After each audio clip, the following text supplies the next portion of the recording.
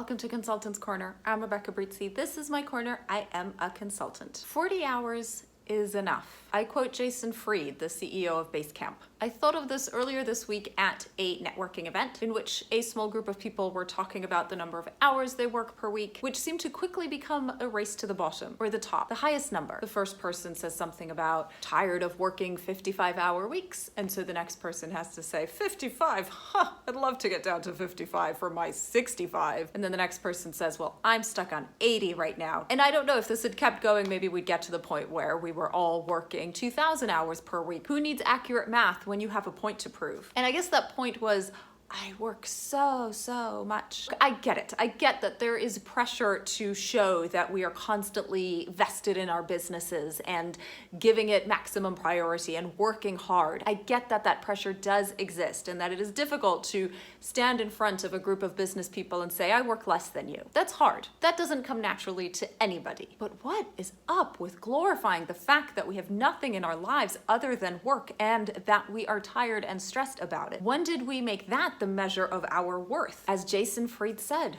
40 hours is enough. You should be able to get everything done in 40 hours on an average week. Sure, sometimes you'll work more, and sometimes perhaps you'll work less. Generally speaking, 40 hours is enough. If it is not, why? The two main things to consider are you actually working for those many hours? Or are you busy for those many hours? What are you actually getting done? Do you have to be doing it all? Which parts of it is not productive? Which parts of it isn't contributing anything to success? Which parts of it should somebody else be doing? Or two, are the expectations of your place of work completely out of bounds? And if you're the boss, that's on you. But there is a lot to do in a business, so why stop at 40? First of all, 40 isn't some magical number. It's just a good number. It's a benchmark place. The point is that work is not the only thing you have in your life. First about burnout is real. It is a specific physical phenomenon. It's harmful. If you are going to work with stress and fatigue, then you are not doing your best work. And because this channel speaks mainly to business owners,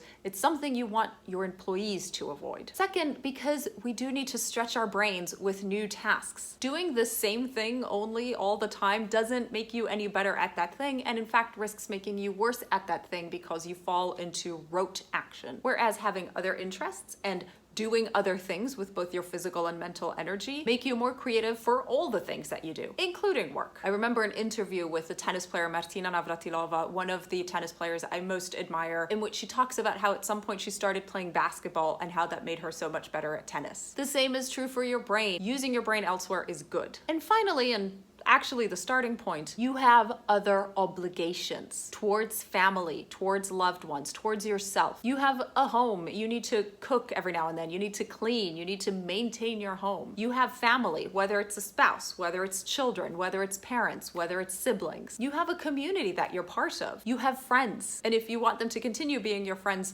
every now and then you have to dedicate them some attention too. And you have you, your own relaxation, health, mental well-being, and so on. You have obligations outside of work. 40 hours is enough. And if it's not working right now, press pause and look at how you are spending your time right now and what needs to change so that you can bring it down to 40 hours. Remember, this is not about work-life balance. This is about the single life that you get to lead and having balance throughout all aspects of that. For more on that subject, check out my work-life balance course. I've linked to it underneath this video. If you've taken a few minutes to watch this video, take a few minutes more to write down what you think you spend your time on every week. And over the next week, keep that list handy and start to add to it things that you're actually spending time on that you hadn't realized and things you wish you could stop spending time on. Let's see what you learn from that. And I'll see you back here next week with our next video, when I hope you have a few more minutes to spare to talk about the least important word that you need to use in your business. See you then. Bye now.